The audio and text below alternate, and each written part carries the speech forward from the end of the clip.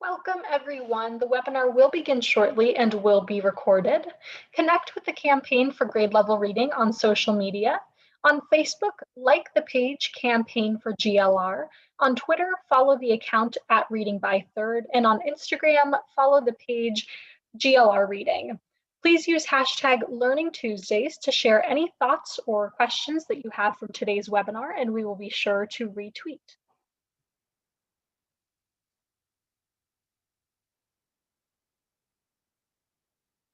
Okay, once again, welcome to today's webinar, and we do invite you to follow us on social media. So again, on Twitter, follow the account at Reading by Third, and on Facebook, like that page, Campaign for GLR. My name is Sierra Sanchez, and I will be behind the scenes helping to produce this webinar today. Before we begin, I have just a few housekeeping tips. First, we would love to know more about you, so please introduce yourself in the chat box at the bottom of the screen. Be sure to select panelists and attendees so that we all know who is here. All attendees are in listen-only mode, but we encourage your engagement through the chat and Q&A box. Please feel free to post your questions in the Q&A box as well, as we will be dedicating portions of the webinar to answering those questions. This webinar is being recorded and will be made available to all who registered. And we are also live streaming this session on our Facebook page as well. All of the resources that are linked in the chat box will be shared in the follow-up email as well. And we also encourage you to take the brief evaluation survey posted throughout the webinar in order to see where you're from and see your responses. Lastly, before we begin, I would just like to call your attention to our upcoming GLR Learning Tuesdays webinars, including sessions in our regular 3 p.m. Eastern time slot and frequent sessions in this earlier 12:30 Eastern time slot as well. Later today, we will host a partner webinar on the power of parents, hearing from a panel of leaders who are paving the way for parents to lead a change agenda on behalf of their children. We will continue the focus on parents next week when the Family Engagement Lab joins us in exploring how parents can be embraced as essential partners and co-producers of good outcomes for their children during COVID and beyond. In March, sessions will explore the potential of community schools, high dosage tutoring, and more, including a March 16th funder-to-funder conversation with New Profit and others. The registration link for these upcoming GLR Learning Tuesdays and funder-to-funder sessions will be posted in the chat box. Joining you now is Sarah Torian, a consultant with the Campaign for Grade Level Reading. Thank you and enjoy the webinar. Thank you, Sierra, and welcome everyone. Thank you so much for joining us for today's timely and incredibly important funder-to-funder conversation. A disaster within a disaster. Philanthropy responds to learning loss. This is the 8th in a relatively new series of funder-focused conversations that we launched last summer in response to what we heard from state and local funders who were asking for more opportunities to learn with and from each other and to explore the potential for increased collaboration and co-investment. Today's conversation offers an incredible opportunity to learn together as the philanthropic community responds to the myriad challenges posed by COVID-19 for children, families, and communities. It's been exactly 11 months right now since schools, early learning programs, and support service programs closed their doors to save lives during the pandemic, and more than 1/3 of elementary and middle school students remain in all virtual learning now, 11 months later, with students of color and those living in economically disadvantaged families more likely to be in all remote learning and less likely to have access to the connectivity and devices that are needed to succeed in remote learning. The necessary and incredibly important safety precautions that were taken have undoubtedly saved many lives, but they've also resulted in what we're calling a disaster within a disaster, in that they've resulted in significant lost instructional time, feelings of isolation for children, and reduced access to childcare, food, healthcare, and other supportive services for families, as well as reductions in family economic stability, housing stability, and so much more.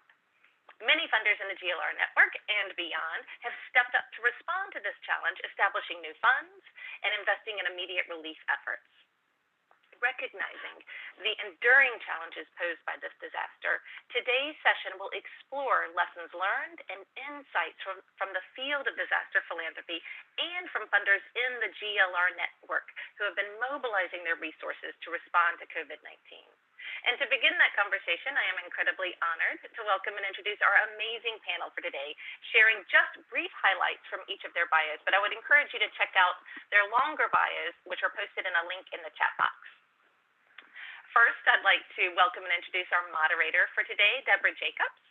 Deborah serves as the president and CEO of the Patterson Foundation based in Sarasota, Florida, which is supporting the Suncoast campaign for grade level reading in a four-county region there, as well as the statewide campaign across Florida and the nationwide GLR network.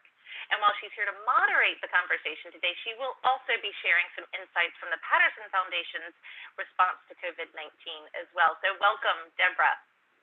Before I pass the mic over to her, I'd also like to introduce our other presenters for today. First, we have Patricia McElreavy. Patty is the president and CEO of the Center for Disaster Philanthropy, an organization that works with funders, non-governmental organizations, and other partners to mobilize a full range of resources that strengthen the ability of communities to withstand disasters and recover equitably when they occur. With more than 25 years of international humanitarian policy and practice experience, Patty brings a unique blend of operational and strategic expertise to disaster philanthropy, and will share that expertise with the GLR network today to inform our collective efforts in response to the COVID-19 disaster. In addition to Patty, I'd also like to introduce and welcome two funders in the GLR network who will describe their efforts during COVID-19 and what they are learning from those efforts.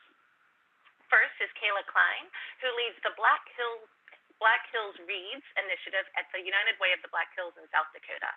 Kayla has dedicated the last 15 years of her career to advancing the status of early childhood education in her home state, including public policy efforts to advocate for early learning. And we'll hear a little bit about some of those public policy efforts around early learning and how they've expanded during COVID-19 in just a few moments. I'd also like to welcome and introduce Kimberly Rusnak, who joined the Greater Washington Community Foundation in 2018, serving as the project director of the Children's Opportunity Fund in Montgomery County, Maryland, having previously served as a program officer with the Social Innovation Fund, where she oversaw a portfolio of innovative interventions ranging from cradle to career. So welcome. Thank you all so much for joining us today to share what you are doing and, more importantly, what you are learning through your response to the disaster of COVID-19. Passing it over to you now, Deborah. Okay. Well, you're going to hear from brilliant people today, and we're going to pay attention to your comments in the Q&A box. But you first have to do some work so we really can zero in with you. So there's going to be a poll that comes up on your screen, and we would like you to respond to it. And we're going to share the results of the poll in between a couple of questions that Patty is going to tackle today. So let's get our poll up there so that we can all be responding. I am not going to read it aloud to you so you can focus, but make sure you scroll down because there's lots of options. And then after you scroll down, just be sure you hit your, I believe there should be a submit button, and that will help us tally. So I will be quiet as much as it kills me that I'm not jumping in talking about things. So I'm going to give it, maybe the 5-second work for you to do that. And then as soon as Sarah thinks we've got some robust answers coming in, I am going to ask her to take us to our next slide. So Sarah, we are ready to move to the next slide as soon as you think it is the appropriate time to do it. So here we go. I want to take just a little bit of time, and I want to tee up why I'm so passionate about having Patty, the CEO of CDP, on this call. The Patterson Foundation has worked with CDP from almost its inception, and they're now in their 10th anniversary. And the Patterson Foundation works with CDP on strengthening their financial thrivability but also in various disasters that they tackle around the world. We have learned immense wisdom on how to, with the various stages, and how to think differently about disaster philanthropy. In fact, when we started working with CDP, I learned very early on that there was no dumber philanthropy than disaster philanthropy, because oftentimes it's emotional, where people immediately respond, when in truth, disasters last a long time. But let's not hear from me about that. Patty, you have learned from your pre-CDP work and your CDP work that this is a long, multi-staff process when we talk about disaster philanthropy. So could you walk us through, so that we as funders in the Campaign for Grade Level Reading and other humanitarian areas can borrow your concepts as we are thinking forward? So could you take us through this whole life cycle on disaster philanthropy? Right. Well, thank you, Deborah, and thank you to the host for having us here. I think that disaster philanthropy is so critical, because I think in some ways people all think we do it, right? Everyone thinks, well, I give a little here and I give a little there, and that's enough for disasters. And I think what disaster philanthropy with the work of CDP is trying to say is, it's not that reactive, emotive moment that really makes for a recovery from a disaster. I mean, these photos demonstrate, I think, just the enormity of disasters, how much they can impact, but also that they're concurrent often. All of these pictures are, from the last year or two, showing that a disaster is not a one and done, and like you move on and you've got years to recover entirely independently of that crisis. There can be other things that happen. And what we try and do is really ensure that people understand that, and there's a few ways we do that as an organization, through being experts ourselves, through finding ways to work with philanthropy on their giving and their strategy, and also through the funds, which we'll talk about later. But the critical thing is, as Deborah noted, is really by getting people to understand, what does it mean to be a disaster philanthropist? The media comes or shows a disaster and everyone gives. Empathy is high. We all give to that crisis. But what happens the 2-3 days after? But also what happens with the funds in the recovery phase is not maybe what people need for the long haul. And so just think about COVID as an example of that. In the very early days in March, and even earlier than that, for those of us who watch disasters, the conversation was all about PPE for healthcare workers. That was the primary conversation that was happening. But we all know PPE for healthcare workers, while necessary, is not going to take us into the recovery that this country needs. It's not going to take us into the recovery your community needs. It's not going to help you with your family's recovery. And that's why we try and talk about things like mitigation, preparedness, thinking through the various ways a disaster impacts or could impact you, your community, your family, and trying to plan to slow that, to stop it. I mean, I think for learning, that's a huge part. Sarah started off the conversation talking about certain communities are more impacted by COVID-19 and learning loss. That's not unknown. We know why those communities are going to face learning loss. We know why they're more vulnerable to a disaster, because of other crises, because of other issues within their relationship. And so that's all connected. And I think hopefully people will recognize that interconnectivity is what creates vulnerabilities, and what creates barriers to recovery. And so you have the actual preparedness and mitigation that can be done, which is thinking through how might this disaster impact us? Flood's an easy one to look at. If you build on a floodplain, guess what? You're going to have a disaster sooner or later. That would be a preparedness and mitigation activity. What do we do to either divert the water or to not build on a floodplain? The second thing is really looking at the response itself. And people, I don't like to think of them as a cycle as much, because they're so concurrent. You can do a response that's more strategic. You don't have to do a response that's entirely what, in the international industry we call, truck and chuck. You don't have to come in and just throw food and throw things around. That's often what's needed, but it's not. You can still do it by listening to the community. You can slow down a little bit and really hear what is it they require. Your response can be more integrated into a longer term lens. And then the third thing, of course, is really, and this is the hardest one, is looking at the recovery, the reconstruction. That takes time, years. There are still people displaced from Katrina. My children weren't even born when Katrina happened, and they're in college now. So I mean, like this, you're talking a huge amount of a person, a family's, life has been altered due to a disaster.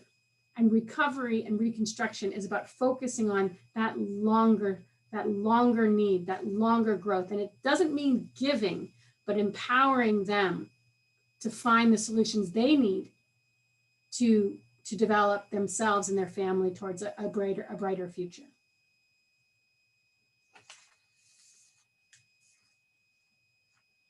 I think you're on mute, Deborah.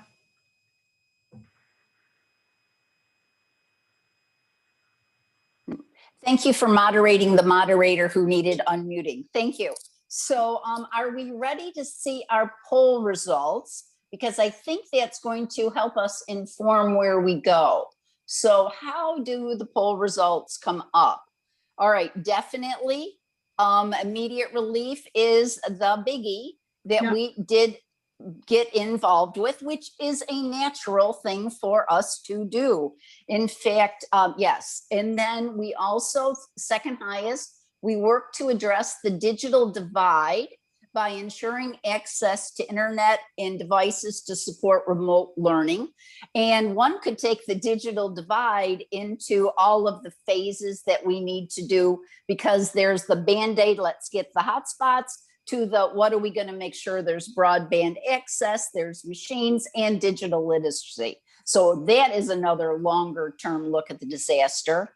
Next up, promoted systems change to address issues underlying the disparate impact of COVID. Actually, that systems change is integral to the campaign for grade level reading. It just got amplified, the need for it. And we engaged in planning processes to increase preparedness. Well, that's speaking your language, Patty, so that's very good. And, oh, I'm sorry, these are not necessarily in order, because the engaged in planning to promote resilience, risk reduction, and mitigation got 43%, knowing that people are doing multiple stuff. And I love the part, we helped everyone understand Zoom backgrounds to hide the messes in their homes. So you can even tell with our panel today, we have various opinions of using Zoom backgrounds or Room Raider. So we're going to keep these results over to the side as we move forward. But one of the things the Patterson Foundation did when COVID hit, knowing that we were working with the campaign and other initiatives, we actually did 5 words to help us focus even more. And those 5 words are caring, connecting, collaborating, contributing, and creating. So I'm going to move to the contributing phase right now, because as many of you instantly responded with funding, the CDP also created their COVID-19 fund. So Patty, could you talk about why did you do it and how it's rolling at this point with your COVID-19 fund? Great.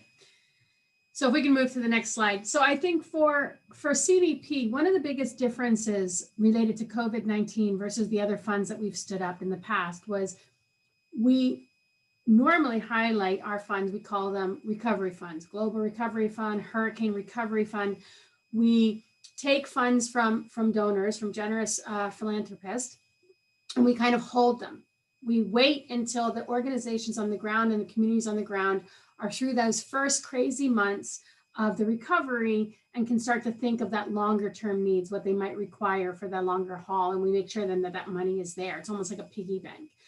What we did with COVID was we actually changed up. We called it a response fund. We immediately went into a response phase. And that's partly, again, tied to our expertise that we have. We knew as a team, this was not something you wait. This was not a one and done, a hurricane comes through or a flood or not some other natural hazard that has kind of a time bound. We knew that the response we did now would impact the recovery later. We could actually have a stronger recovery through having a response now.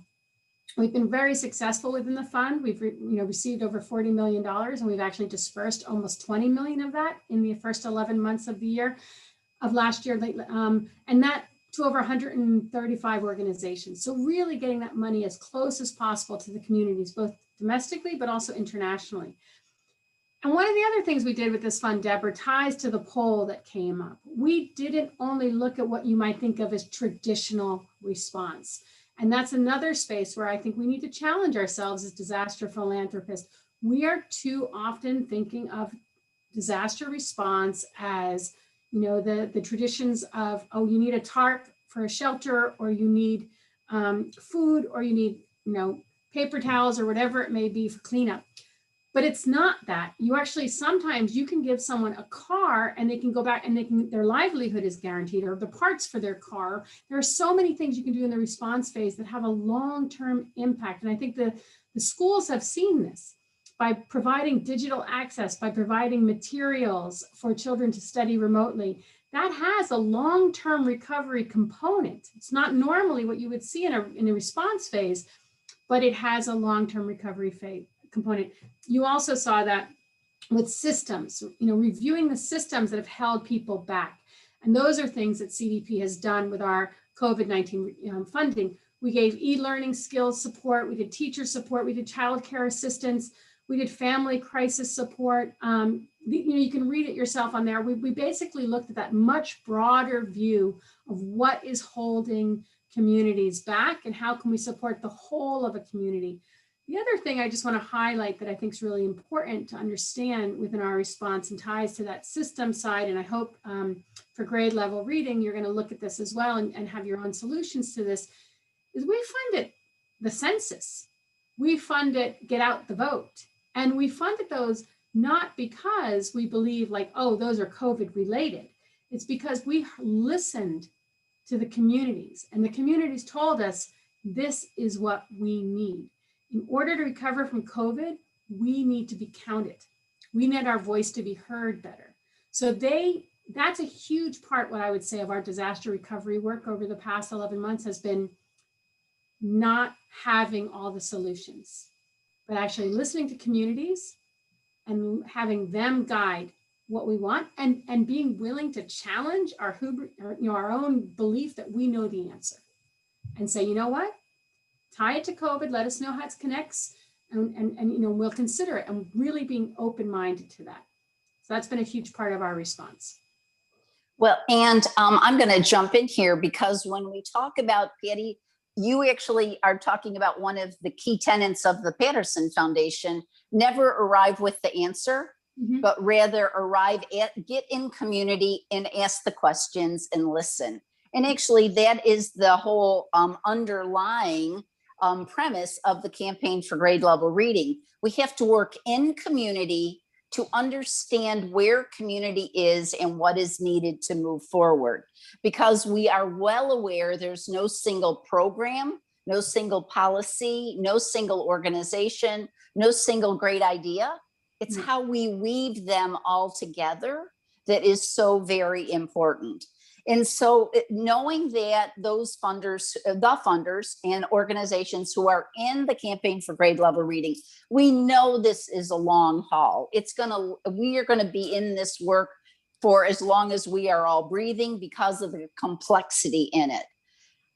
What is, as the expert on disaster recovery, resilience, and rebuild, what thoughts do you have to help people who are committed to this space, but are still learning how to do it even better for helping vulnerable populations move forward to their success aspirations? And I do want to say that after this question to Patty and her chatting, we're going to open it up for some general questions. So Patty, it's your turn, and then we're going to go to the big group. I mean, that's a great question, Deborah. And I think it really ties to, where you started though, which is don't come with the answer. My biggest advice is there are so many solutions coming up through organically, but also strategically related to COVID-19 right now, connected to managing the achievement gap, managing remote learning, managing how to work with children in the future. And we need to be open to that. We need to not be so desperate to go back to what we did in the past, that we abandon the fact that we've actually got some silver lining, some advancements happening right now in places where we maybe didn't think it was possible. I always go to, the openness we have to being like conferences for as an example, for me, an anecdote. How many people have been at conferences or not attended conferences because it was too expensive to get to them, or it was too expensive to run, or, oh, they weren't ADA compliant, and so they were closed off to whole parts of the community. Well, hey, you know what? We figured it all out. We actually can manage around all of that now. Are we going to go back to where we have it, that it's in a brick and mortar building and it's off limits for half the people because of the cost? I hope not. I hope we're going to come back with something better, something hybrid. I think there's a lot to be thought of in that. I mean, some places I would just tick off. I would say be careful and watch for. But again, I feel a little bad because I'm talking to a group of experts on education. But if you take a child-focused, a child-centric approach, think of the child, all the pieces that touch the child. School is one part of their life, but it's a critical component of it. So, the achievement gap, of course, that's where we started. There's a huge learning gap. If we could go to the next slide, please. There's a huge learning gap that's out there. There's reports that have been done by UNICEF highlighting, a generation lost. I mean, internationally, I saw this all the time. There would be a conflict or a refugee setting, 7 years in a camp, that's a generation lost. Children who just were never going to progress to their potential.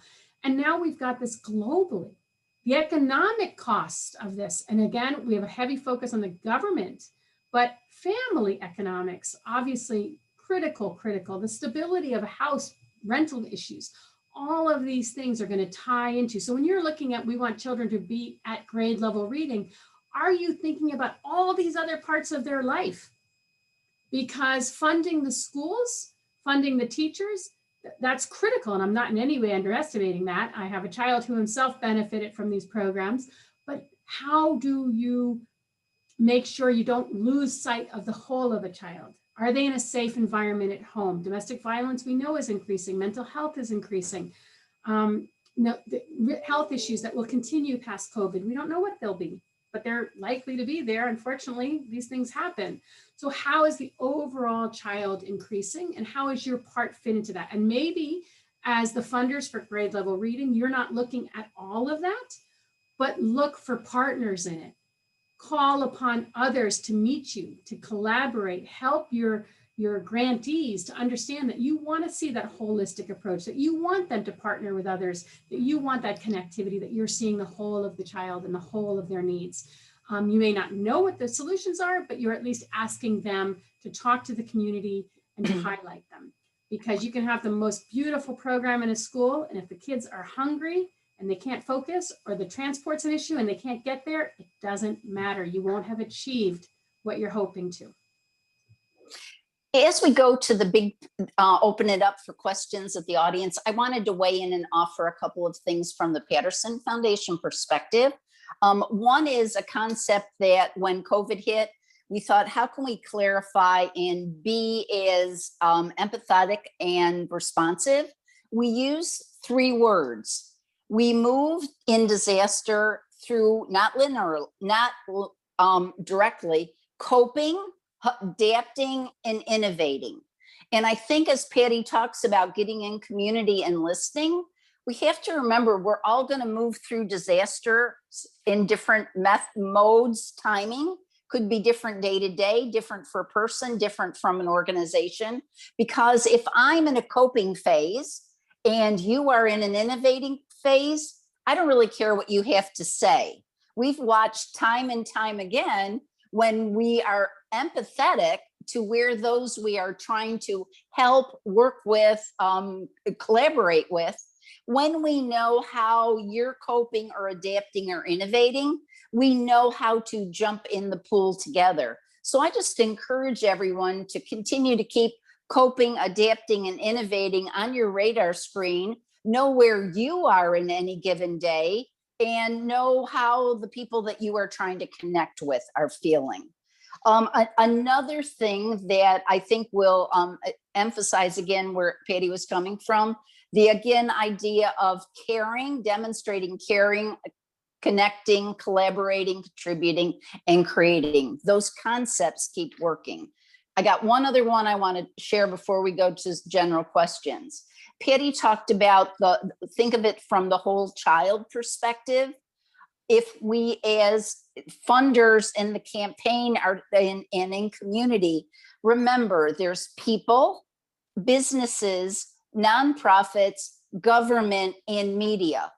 And if we only focus on nonprofits, we aren't going to have a fully integrated recovery from disaster or impact with the campaign for grade level reading.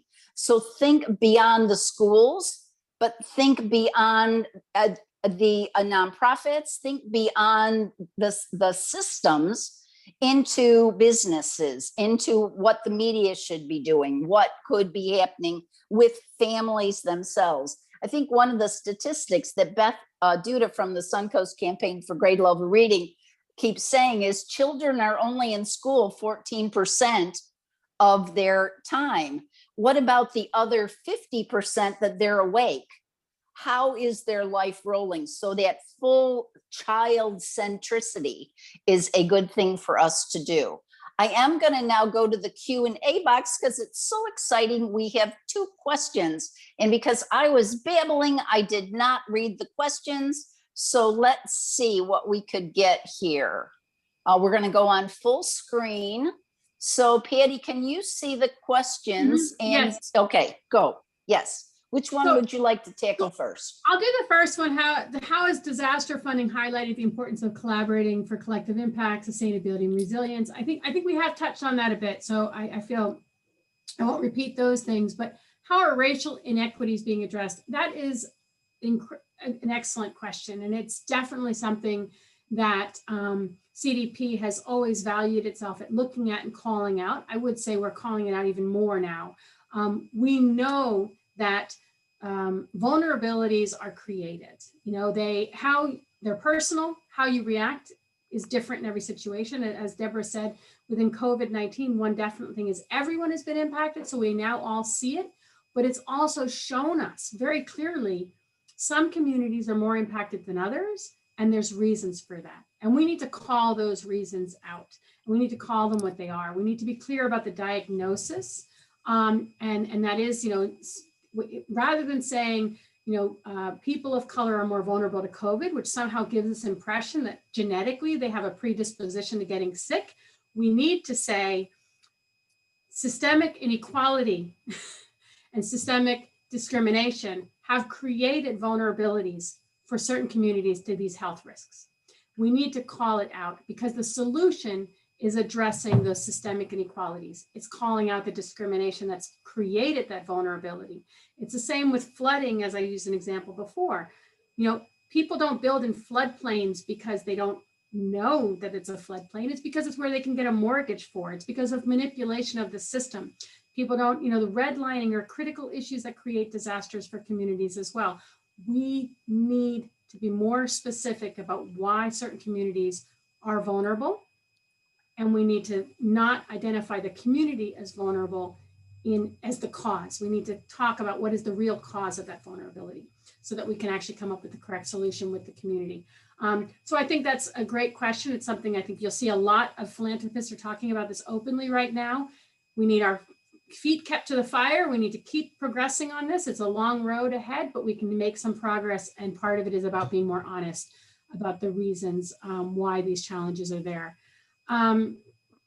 So can I take, Caitlin, I would like to hold on your question because I think it will work later after we hear from Kayla and Kimberly, and I think it'll fit beautifully there. So we are not ignoring you. We're just putting you on pause for just the moment.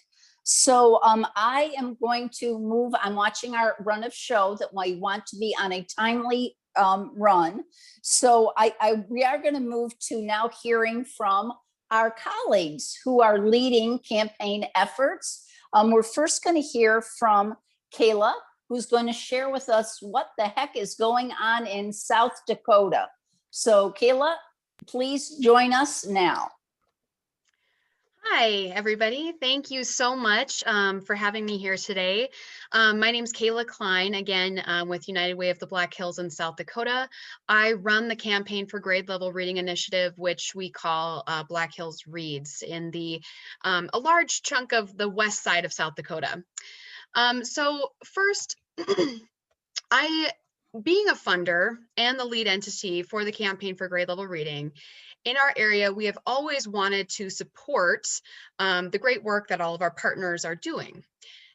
With COVID, I would say that this really has become amplified in many different ways. So on the next slide, you'll see a little bit about how we're supporting a complete systems change approach. So of course we are a funder. That is one primary role that we support. We did many things as a funder, of course, when COVID hit last March. Our United Way raised COVID relief funds, like many of you most likely did. These funds helped us ensure that all of our regional partners remained open during this vital time. And again, we kind of responded to those immediate needs. Black Hills Reads also created some specialized grant opportunities like a COVID slide grant, summer education packs, and early learning innovative grants. These grants were kind of given between the time of May and September. We also created a community-based early learning toolkit, which I'm going to touch on a little bit more in the next slides.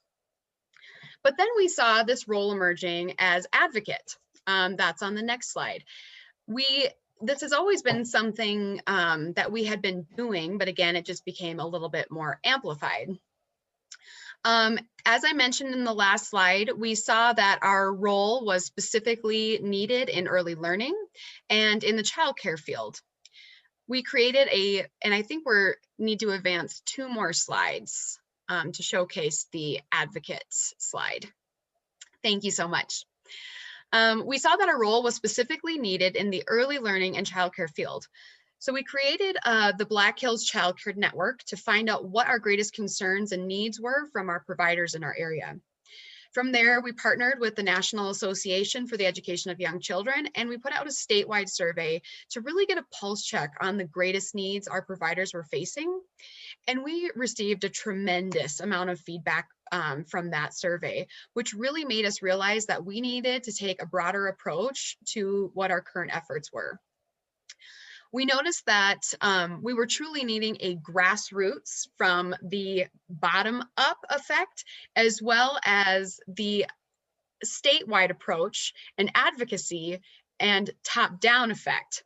So we needed, in South Dakota, these 2 things needed to be happening simultaneously in order for our providers to really be getting the support that they needed.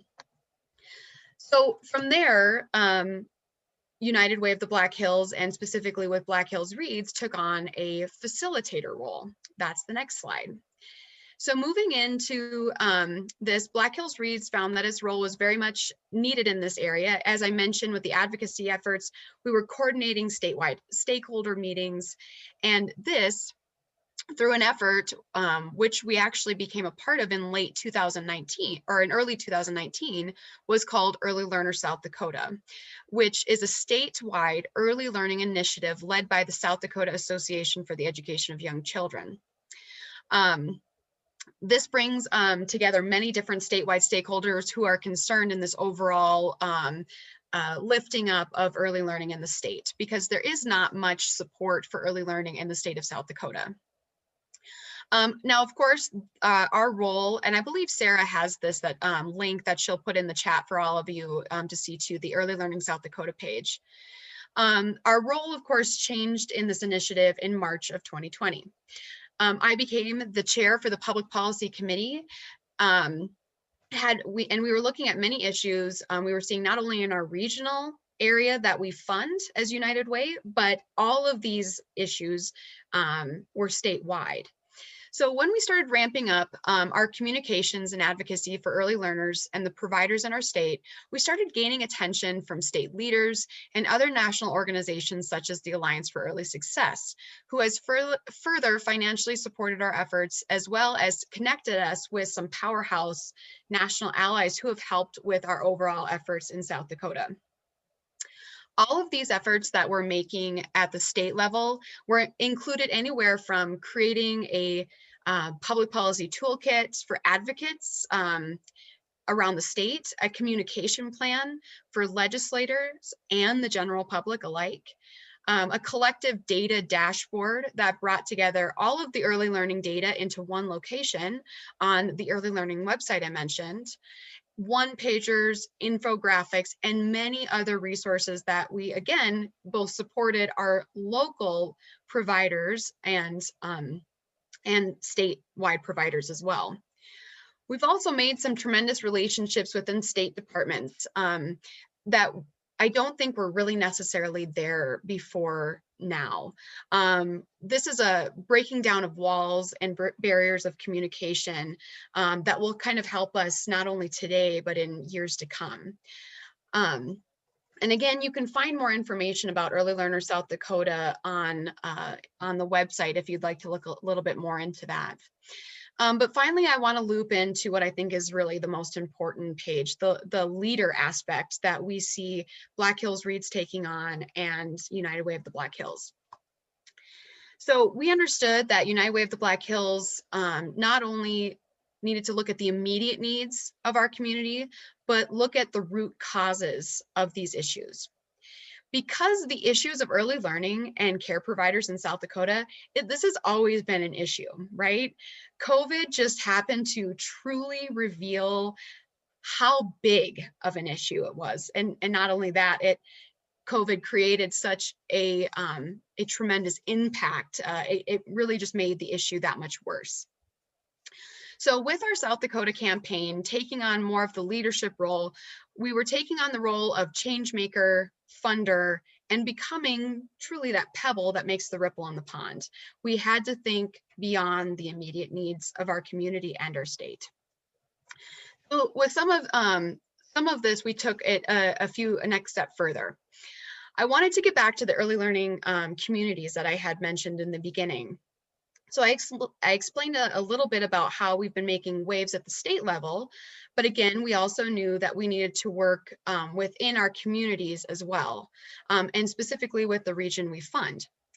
This is with the Early Learning Community Toolkit process. This is where so many of those changes have really started to take place. We had started this process again back in 2019 with our pilot community, which is Rapid City. This community uses the National League of Cities guide, which has a tremendous amount of detail and an extraordinary assessment guide that we encouraged all of our communities to look into. So any community in South Dakota that's joining this early learning community, we really encourage them to look at this process. But we know that a lot of our communities are very rural, and we needed to take a little bit of a step back. And so United Way of the Black Hills with Black Hills Reads campaign created kind of a beginner's guide, if you will, with our early learner toolkit. Not only were we able to highlight the early learning needs at a community level, but also bring those to our state legislators, local governments, and other state leaders. I won't go too much into detail about the process here. You can read more about it on the Early Learner website. But again, not only have we created that first step, but we've also created within our region, an early learner community toolkit grant. Again, I think Sarah's going to put that in the chat where we have that available on the United Way of the Black Hills website. So we have created a funding process that is available in several different steps, planning phase and 2 different grants in an implementation phase. And these aren't just grants where we give you the funds and we hope for the best, but we also really put a lot of technical assistance that's available. So we are truly partnering with these communities and focusing on their needs. And what's been great about the Early Learner website is we have put all of these resources, so any new community coming on board to this process now has access to everything that we've created with other communities. Just for a quick example, one community said, hey, it would be great to have a press release template so we can put that out in our community. Great. We created that, and now it's available to all the communities who end up becoming an early learning community in South Dakota. So I believe I'm coming up on my time, but I really wanted to just showcase this last slide. I think it really wraps everything together beautifully to show how all aspects of the funder, advocate, facilitator, leader, that we have taken on these additional roles to truly be the change maker, not only for our local region and communities, but also for our state. Kayla, I think one of the things that we could superimpose on your last slide is having a passionary as a leader is not a bad thing. So you are definitely a possibilitarian on how you listened and created a jigsaw puzzle of what role can everybody have to make it all come together. So we're going to have Q&A. Kayla will be part of a panel later on, but right now kind of bask in the glow that you did a marvelous job. Okay. Thank you so much. Okay, and we're going to head on. We're going to come east now, and we're going to go into the Metro DC area. And Kimberly, you're going to share, hopefully, I know you will, I have no doubt, about how the Greater Washington Community Foundation is addressing COVID response through that equity lens. So we're going to now turn it over to Kimberly, who's going to share with us. Thanks, Deborah, and thanks to everyone with the Campaign for Grade Level Reading for having us here today. So the Children's Opportunity Fund is a public-private partnership, which is an impact initiative at the Greater Washington Community Foundation. Our mission is to address the opportunity gap, and we work to improve outcomes for children and families in Montgomery County, Maryland, which is a suburb of the DC. Children's Opportunity Fund brings together community leaders and partners to plan, advocate for, and fund strategic investments that address third grade literacy in our community. So in response to the COVID pandemic, in mid-March, the Community Foundation responded quickly to make critical investments in nonprofit partners that helped our community to weather the immediate crisis. We simplified our application process, intentionally targeted organizations that were led by Hispanic and Black leaders in our community, because early statistics and our understanding of systemic inequities really showed us that these populations were being most heavily impacted by the COVID-19 crisis. And so this work started in March and has continued in various shapes and forms since then, And so we funded over 300 nonprofit organizations. We've raised 10 million locally and distributed that to partners in the community. And as well, the Urban Institute recently released a report which chronicles the genesis and evolution of the COVID-19 emergency fund that the Greater Washington Community Foundation implemented. So in addition to that, fast forward a few months to summer 2020. And so in response to, if you want to go to the next slide, in response to a growing concern that our local Montgomery County public school system was going to be moving into a fall environment that was going to be 100% virtual. The Children's Opportunity Fund worked to mobilize private philanthropy to raise over $500,000 to use as seed funding to establish what we call locally equity hubs. We knew that many students would have multiple barriers to accessing the virtual learning and wanted to make sure that the communities who were being hardest hit by COVID had an outlet and a support in these difficult times. So we opened up equity hubs, which are enrichment centers that are open Monday through Friday from 8 a.m. to 5 p.m. They're located in school buildings and offer a safe learning environment for low-income Black and Brown students in our community, and are implemented by 12 different childcare providers that we have partnered with. Many other jurisdictions figured this out quickly. We compared ourselves to Fairfax and Philadelphia and San Francisco, who opened these hubs as soon as school started. For us, it took a couple weeks into the school year. But as the intermediary, the Children's Opportunity Fund really worked hard to bring the critical leaders and folks around the table to figure out how we could support our community's most vulnerable students. So in the fall, we worked in partnership with a local advocacy organization called the Black and Brown Coalition. to advocate for additional funding from our school system and our county council to expand and serve more students. So Equity Hubs really met that immediate need that was expressed by parents and community members around how do we support some of our most vulnerable residents, children and families in the pandemic. So if you want to move to the next slide. So we started with our seed funding of private philanthropic dollars with 52 students on the 14th of September, and then slowly grew to serving around 500, then to 1,000, and now we're at just over 1,300 students who are enrolled in Equity Hubs. It was unclear pre-COVID whether students were receiving real equitable access to after school and enrichment supports in our communities, and Equity Hubs have proven that families want and need this support, and that our traditional means of providing it wasn't working very well. And so we really are now looking at the systems level change and how to address our systemic inequities that exist in terms of accessing before and after school and other enrichment supports in our community. The Children's Opportunity Fund, in order to implement Equity Hubs, we really changed how we did outreach. We changed enrollment. We created a central website where families could apply, and then we helped them find a placement, all of which was new and innovative in our community. And we were also featured in the Washington Post for getting Equity Hubs up and running as quickly as we did. But the demographics we were very intentional about making sure that with our partnerships with the school system and the Black and Brown Coalition, who was our advocacy partner, that the majority of the students who were enrolled in Equity Hubs were Hispanic, Latino, and or Black or African American.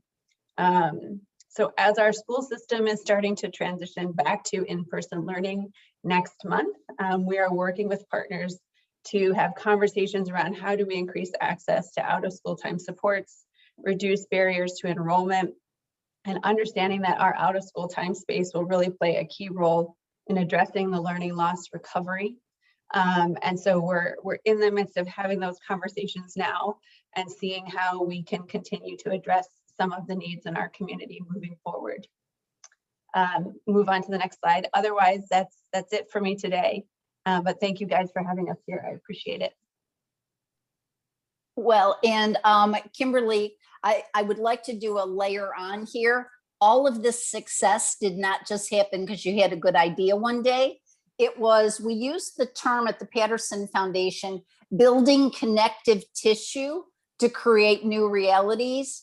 It is clear that you, your team, your colleagues, for years had reached out and listened and built relationships so that as an idea came forth, it was able to coalesce. I think we can all learn that change happens at the speed of trust, and trust does not happen because we had a conference call.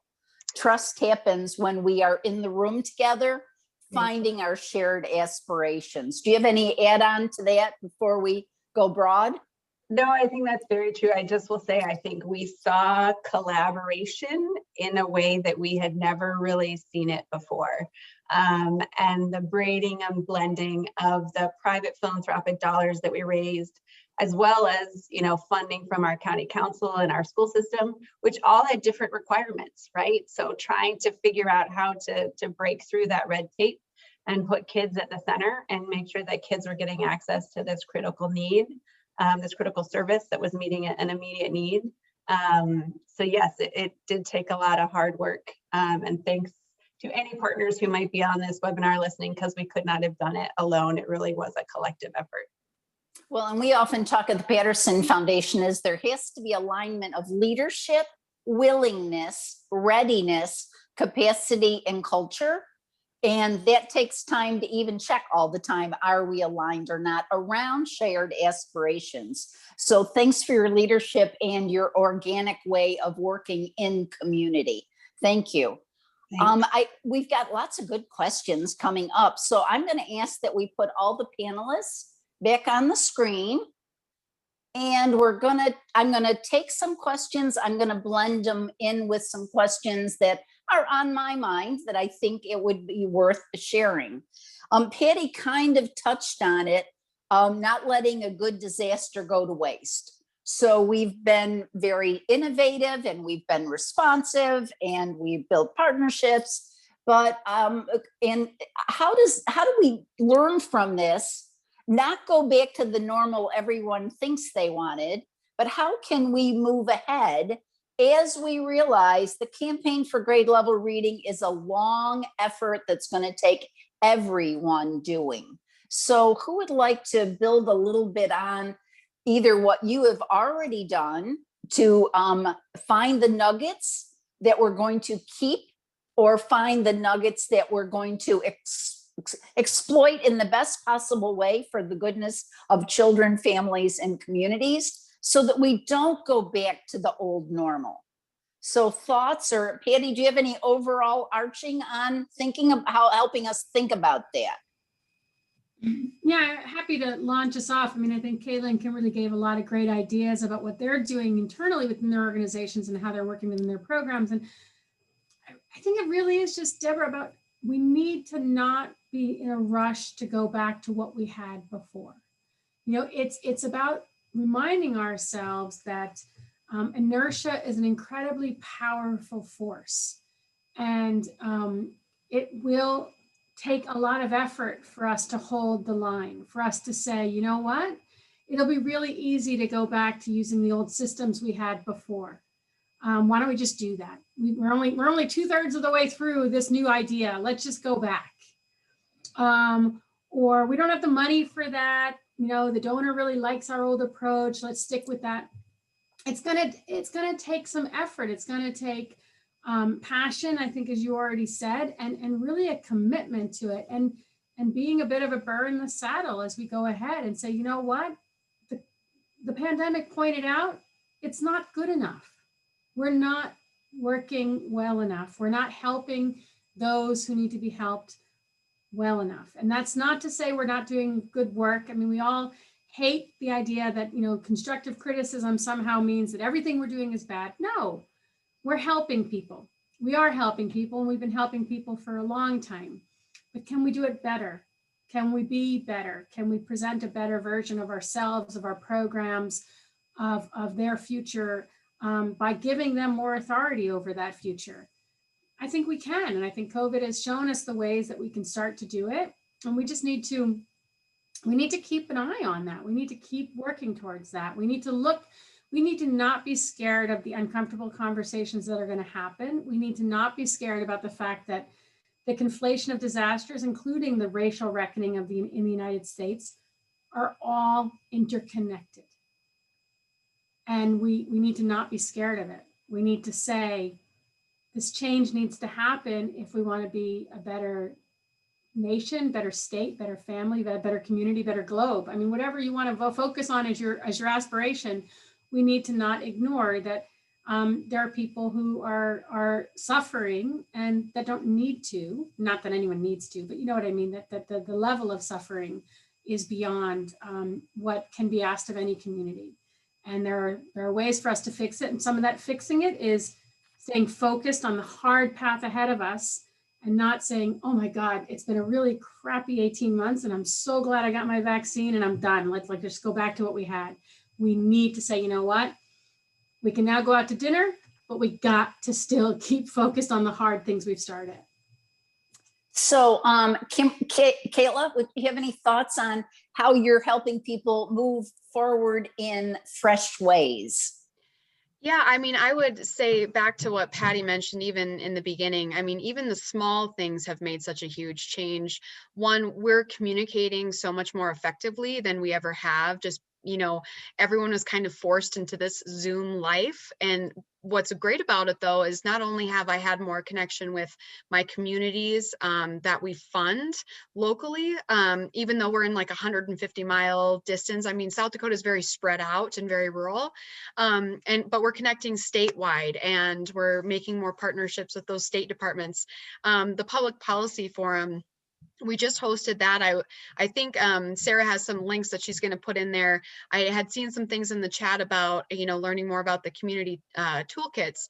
one, I have that in the public policy forum, but of course the public policy forum was virtual, and it was this amazing opportunity for us to have some exceptional national speakers that we maybe otherwise wouldn't have gotten if we had went along with our original plan of having it in person. So I think not only was it a real quality experience for everyone, so I think I mean, you're spot on, Patty. I think this is changing the whole way that our United Way, we're moving into community impact anyway, but this just, I mean, kind of, we double down on it now.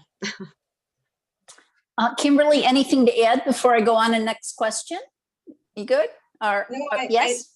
Yeah, I'll just add really quickly. I think funders and program folks alike, I think, always struggle with this balance of meeting immediate need and kind of the long-term systemic change that needs to happen. And it's really, I think the crisis has brought all of that to light in a new way. And we as the Greater Washington Community Foundation are thinking differently about how we integrate racial equity and inclusion into all of our work. So it's just, I think there's a lot of pivots and changes that will come out of this crisis, hopefully, that will lead us to all to a better place. Yeah, in terms of pivot and changing, remember I was talking about coping, adapting, and innovating. I wanted to, because a question came up about, okay, it's good that we all believe this, but how are we going to change how we operate as funders? And I do think there is the realization of any funder has a CEO, executive director, staff, board, donors, volunteers. Maybe not everyone doesn't have donors, but all 5 of those have to feel the opportunity for change, because any one of those sectors can draw us back into that's not how we do it. That's not our comfort zone. So I think that takes me to the thread of all 3 of you, and I am passionate about the ways we communicate and how we communicate and how you've learned in this process. Absolutely, communication is more important than ever.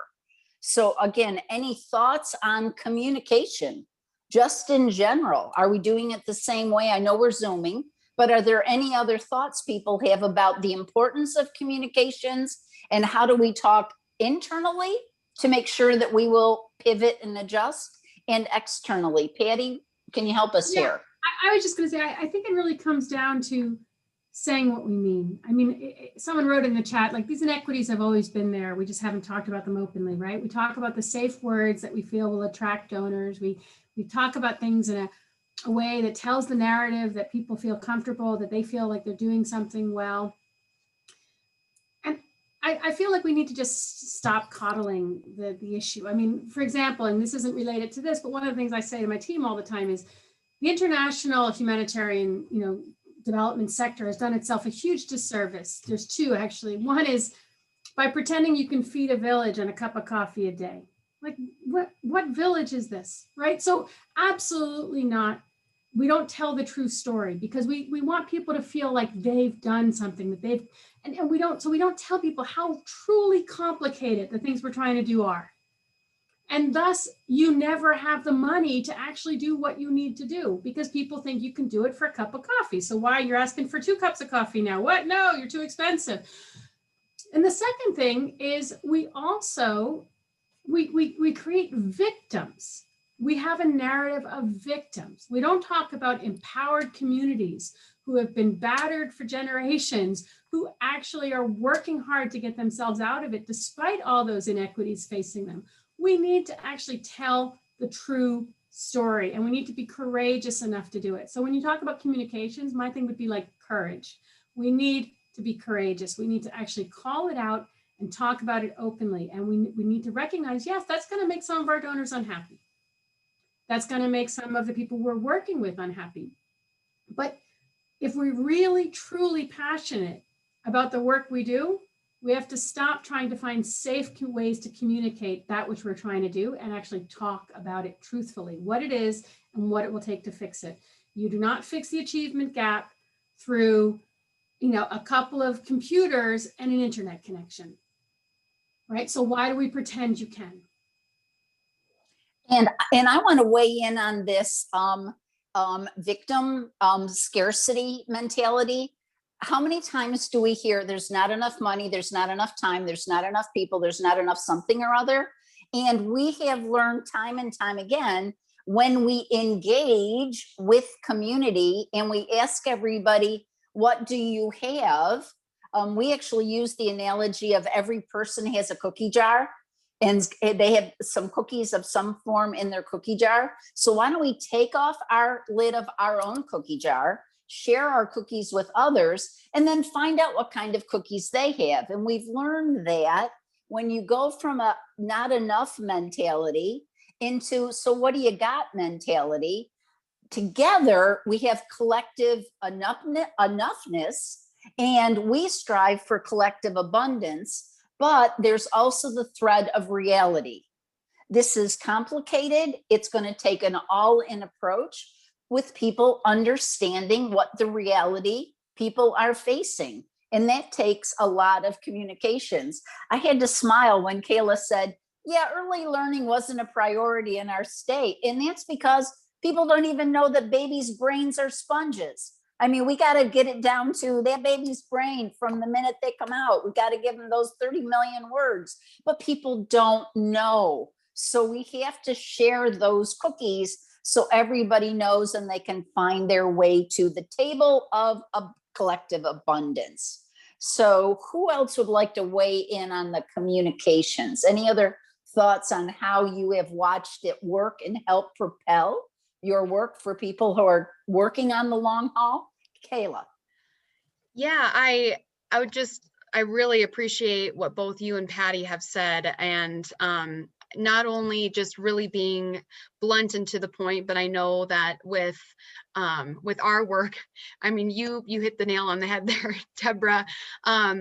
We needed to just get back to basics with communication, and it was more than just advocacy. It was marketing, communications plan. I mean, we had to get everyone to say the same words, right?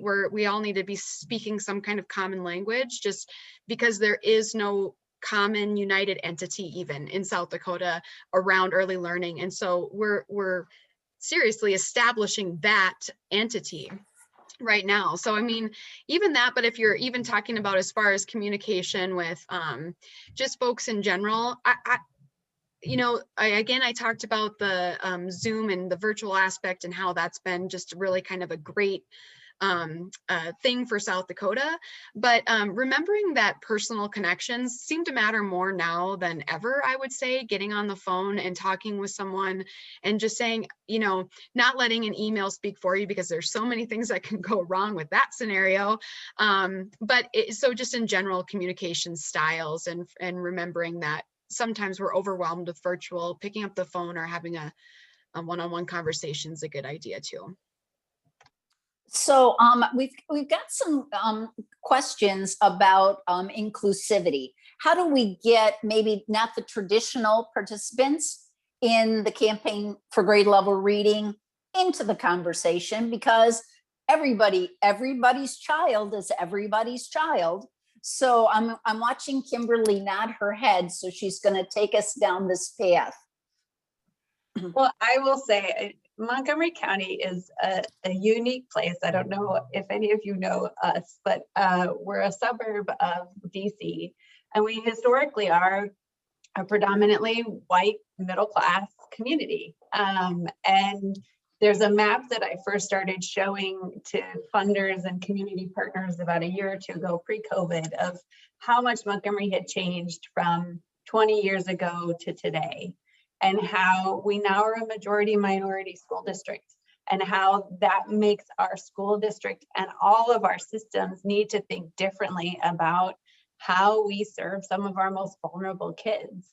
And so, we've got 35% of our kids qualify for free and reduced meals. And one of the biggest pieces that we pushed for was actually we're very similar to kind of the other large cities in that our cost of living is really high. And so if we only used what was the standard statewide requirement for financial eligibility, there wouldn't be that many families who would qualify. And so needing to increase that to a higher amount, but also our school system saying a lot of our families who are even on that cusp are going through a lot, and we need or want it to be more inclusive than only this financial threshold.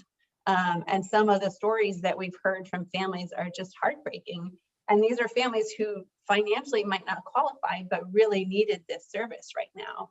And so it really was a balancing of both of those demands from our Health and Human Services and County Council, who were saying this very strict income level, versus our school system saying it needs to be open and inclusive.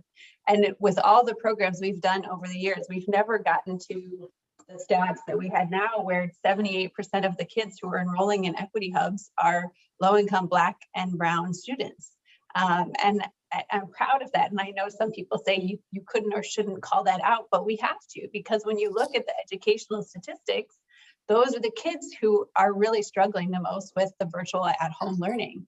And so we really were very intentional, and also partnering with the Black and Brown Coalition, who was our advocacy partner, to really call that out and make sure that we were being inclusive and reaching out to those communities who really needed this support right now.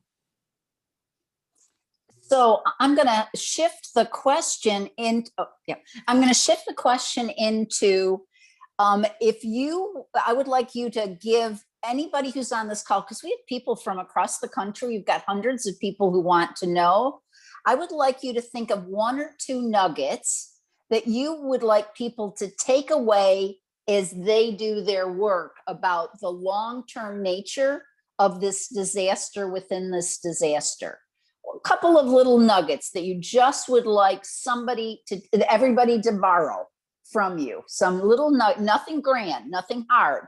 Well, there might be hard, but nuggets. Anybody got any nuggets people want to give people to do? All right, I'll go. All right, so in terms of, I'm back on communications, I really want you to think through every channel that you have in your bailiwick, whether it's your website, your Twitter, your newsletters, your Zoom communications, but then also think about every channel that your partners have. And are we sharing the same stories, the same data, the same aspirations, so that everybody is at least aware that babies' brains are sponges, and everybody is aware that it takes all of us in there. So the communications, we cannot do it often enough, and we cannot, optimizing channels is absolutely critical. So Kayla, a couple of nuggets for you, for folks. Yeah, I would just expand on that a little bit. I know that I'll respond in writing as well, but someone asked in the chat if we were selling this idea of the early learning communities and how we were doing that. I would say primarily we are really focusing on those who are in fact not necessarily directly involved in early learning. So for example, some of the folks who are leading early learning initiatives in their communities, we have economic development, we have the mayor's office, and we've really changed our messaging to how early learning affects everyone, and whether you have children or not. And it is very much impactful when it comes to economic impact and sustainability for all of our communities. So a lot of the one-pagers, infographics, and things like that really deal specifically with economic impact, and we're focusing on those community leaders, advocates. Some of our champions that we have speaking out on this for us are business owners, CEOs of the medical field, hospitals, and things like that in our region, really thinking about, who speaks to our vast Republican demographic in our state legislature, and just really thinking about that different idea. But again, I'll put in chat a little bit more about how we bring that concept more to communities. There was a GRL huddle in Philadelphia a couple of years ago. Oh, the years go by so quickly. And I still remember that the mayor said, we have our choice. Shall we raise taxpayers or tax takers? And it's kind of like in your face quote, but it really says a lot about the importance of our work and our society. So it's the how we talk in the message that we bring that I still think, undergirded by hope and support for each other, is just critical. Patty, what would you wish people take away from our time together? I guess the advice, I mean, I have a 3-part advice kind of, and I'll keep it brief, but one is we need to stay optimistic. We need to really believe in where we're going. And I know that's hard. And it's taken so long, and we're still so far from where we need to be. But I do think we need to believe. We need to keep moving towards that and keeping ourselves accountable towards that. The second thing I think is we need to be an ally. We need to look at how we're working differently. And that ties to my third one, which is we need to seed power. We need to really give a lot more power to the communities that are themselves facing these issues, and how to work it through. And we've done that at CDP in a couple of ways. We've made our grant making is a lot easier. It's a lot faster. We don't ask for a lot of requirements. We're just really trying to look at capacity building grants or capacity development grants, or even just sustainability grants is actually more truthful. Grants that allow them to be thriving organizations. So I think, for me, it's just be optimistic, be a strong ally, and seed power whenever and however possible, and as quickly as possible. Patty, I think it's time for a CDP commercial. And I think we won't do a public service announcement, but where the heck do you get your money, and what are you? Are you a funder? Are you a doer? What are you over there? And I would like a couple of shout outs on your recent national partnerships of funders. So could you just give us a little, what the heck is CDP? Yeah, so CDP is I think I've said it's 10 years old, as you said. We basically work with Philanthropy to find ways to help them get money to communities that are responding to disasters and looking at the recovery from a disaster. And we get as close as possible to communities. And some of the ways we help philanthropists are very much just, you're already a grant maker, you know what you're doing, but you don't know disasters. We try and help guide you towards what is the information you may need to actually respond to this disaster, how to look at the recovery phase, and who are some of the actors on the ground who you could be working with, really trying to connect them as local as possible, because you may not know these organizations. So trying to help you think through the strategy. The other thing we do is we have funds. We maintain funds. And so if you're a big philanthropist and you're not sure where you want to give that money, and you don't have the time to figure out the disaster world, you can give it to us and we'll do that for you. You talk about some of our new partners. I mean, Mackenzie Scott chose us alongside some incredible organizations, including some of the United Ways, to be a recipient of funds for her latest round of giving. Really just honored to be among so many, HBCUs and others in terms of where she focused her energy. We get funding from corporate philanthropists, from community philanthropists, from individual high net worth individuals. So we really just, those funds bring in solutions for people who are just want to have an organization that knows what they're doing, knows how to get the money as close as possible, and can help monitor that accountability for them. But we do a very light footprint. We don't try and control or determine the solutions. We just try and create an environment where we can kind of match up the money with the people who have the solutions and have enough understanding to know whether that's going to be a good match or not. Well, and one of my favorite ways to describe you is you're a gap leverager. Does that make any sense to you? Because I like to call you that all the time. Yeah, no, it is. I think it does, especially when you're looking at the recovery phase, right? Because if you look, I know Sarah put my article about We're All Disaster Philanthropists into the chat.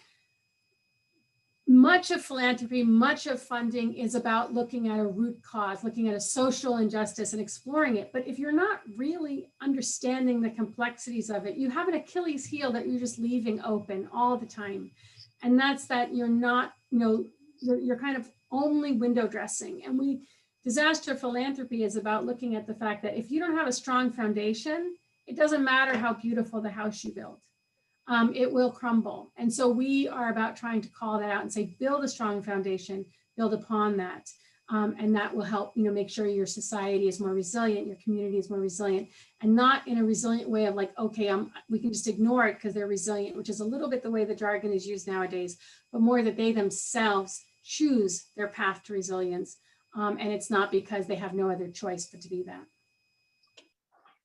Kimberly, some nuggets you would like to have people take away? Sure. So I think thinking about the communications, a part of what we have talked about in our community is how investing in kind of this birth to 8 strategy is an economic imperative, getting very similar to what Kayla was talking about in terms of the importance of making sure that, all leaders in your community, from business to nonprofit to government, are really understanding the critical role and importance of building that strong foundation for young children in our community. So that's one piece. And then I think the other piece I just keep thinking about is how coordination and the collective impact work around all of this is so critical, that not one of us can do this alone. We all have to work together. And I think also along with that comes we are an intermediary. So we fund, but we also raise funds for what we are doing. And so really thinking about general operating funds versus program specific funds. So, without the seed funding from Philanthropy, we could not have started Equity Hubs. And it really did become this perfect blending and braiding of private and public dollars. And so just reminding funders over and over again how important those general operating supports are. And that if you want these systems to improve, you really do need to fund whatever is that local kind of coordinating collective impact organization who keeps their eye on, especially for young people, what is coming down the pike and what supports are needed so that we can be reactive and responsive as quick as possible to address what are the immediate needs, and really keeping children at the center of all of the decision making that we are doing so that their outcomes are improving. I want to build upon what you have there is the trust-based philanthropy. All right, not to be micromanaged. Let's flip up the dynamic and trust those that we have built relationships who are actually on the ground doing the work. What are they learning? How can we help them be the absolute best they can be? I also want to remind everybody that when you've heard everybody say something about a business at one segment or another, let's remember that every business has 2 things. Besides a product or service, they have employees and customers. And many times their employees or customers are the very ones we are trying to uplift and make better. So helping businesses understand it's them that we are working with. It's not just we want a check from them. It's how they work with their employees and their customers. Sarah, I'm going to reach out to you because if we're missing something I should have moderated, but I didn't pay attention to because I'm so intrigued with what our panelists were saying. Is there something you could lead us through that you've noticed that we've overlooked in our precious moments left? I think that you've done a very good job of picking up on addressing the questions that have been posted in a lot of the comments in the chat box.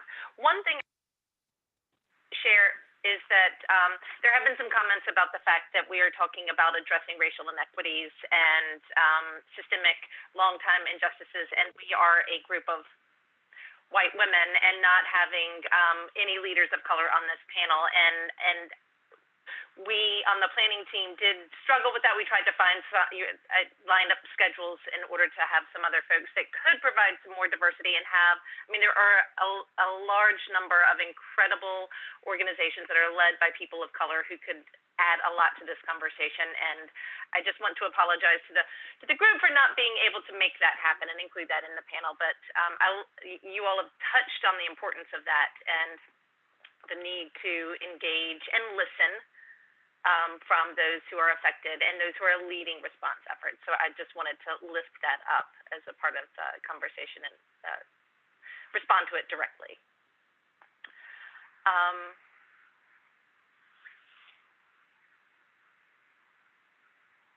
But yes, I don't have any other questions that to share right now. So I would like to point out that we did post the evaluation poll on the screen. So those of you who are with us, I'd love it if you could take just a quick moment to share your thoughts with us. It really does help us with our commitment to continuous improvement. But we could continue the conversation on, hearing more from the panelists while we've got a couple more minutes before we transition to the closing comments.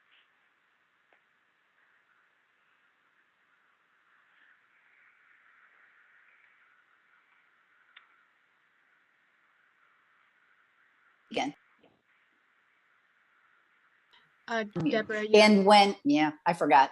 And so when, Kayla, can we defer to Patty just for one more minute because of how she does work in a wide variety of range is that I just think, Patty, I know you've got some more things you can share with us that you want your audience. You've got funders from across the United States. Help us be more brilliantly effective. We're already brilliant. We just want to be more brilliantly effective. Well, I guess what I would say is, give more strategically, but also give more. I think it's already been said. I would just reiterate it. Trust those who are closest to the community to lead the response, to lead the recovery. Give the funding to those organizations to do so, and be open to different ideas. It just really, I don't think we can say it enough, because to be honest, Deborah, that's a huge part of it. A huge part of why we can't break the horrible cycle that we're in, beyond the fact that it benefits some and they prefer to keep it this way, is that those of us who are really trying to make a change keep playing by the same rules that have been defined for us. And we need to stop. We need to say the change will come when we admit that these rules, that this isn't working. It's not working sufficiently for the community. And we need to trust the community. We need to put the money into their hands. We need to put the power into their hands. And we need to follow their lead. And that's hard. It's a big change, giving unrestricted funds towards a sustainable future. But, hey, I received a grant from Mackenzie Scott that was unrestricted. Trust in my organization towards a sustainable future. And if she can do it to me, then why can't I do it to those we're funding? And I think that's where we have a problem, is people give organizations money and they trust them to get the money where it needs to go. And those organizations don't always trust the next groups down. And I think that needs to change. We need to adapt that. We need to adjust that. We need, work in partnership, build the relationship over time if you need to, whatever it is. Obviously, we do due diligence. We don't just hand the money out on a street corner, but we do trust that organizations have a conversation with us. If they don't have a 990 that we need, then we have a conversation. It doesn't put them out of the running for funding. So it's about trying to find that comfort within your own organization and setting up the systems where you're allowing that, where you don't make them jump through hoops for certain deliverables or certain targets that deep down are unachievable within the time frame you're setting, but it makes you feel more comfortable with how you manage the money. So I guess you're all funders on this call. Look at what you're doing that is actually holding you back from achieving that which you're set out in your mission to do. And I want to layer on, I'm going to bet you, I do not know, but I'm going to bet most of the people who are on this call are paid executives or volunteer executives. If your boards are in donors or volunteers are not all thinking forward in terms of the long-term impact we're interested in, maybe having a Zoom link sent to them after this call so that they could listen to some of the wisdom that you have shared today or that you have enjoyed will help boards understand how hard it is, but how important it is that we do a shift or a continual evolve to what needs to happen for really the change we're all questing for. So Sarah, I think this is very shareable after the fact, right? Okay, so it's just not for our ears only. It is very shareable and will be shared in an email that goes out to everyone who registered, and we'll also be posting it on Clip, and do hope that you will make sure that the audience who hears these messages is Okay. is larger than today. Okay. Okay, good. Well, and then I'm going to jump in. We are getting very close to the end of our 90 minutes together, unless anyone has any kind of closing comments, thoughts, reflections on today's conversation before we. Okay. Well, I just wanted to, again, remind everybody about the evaluation poll that's on your screen, but much more importantly, I want to say a huge thank you to all of our panelists today for sharing your work and your important insights about how we can take advantage of this moment to address the challenges posed by COVID-19, but also use it to address the underlying systemic issues that have been exposed more broadly as a result of the pandemic, but have always been there. So thank you all for joining us today and lifting up these important points. I'd also like to thank everyone else who joined in the conversation with us today. I hope you found it as informative and inspiring as I did.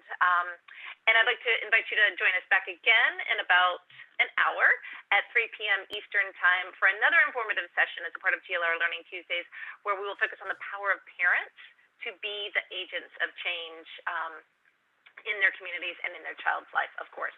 And then I hope you'll continue to keep joining in for more of these GLR Learning Tuesdays conversations in the coming weeks. I've posted a link in the chat box so you can register for future funder-to-funder conversations as well as GLR Learning Tuesday sessions. So thank you all again to our amazing panel and to all who joined in. I hope you have a nice rest of your day. Thank you very much for having us. Thank you, everyone. Thank you. Thank you. Thanks, everyone.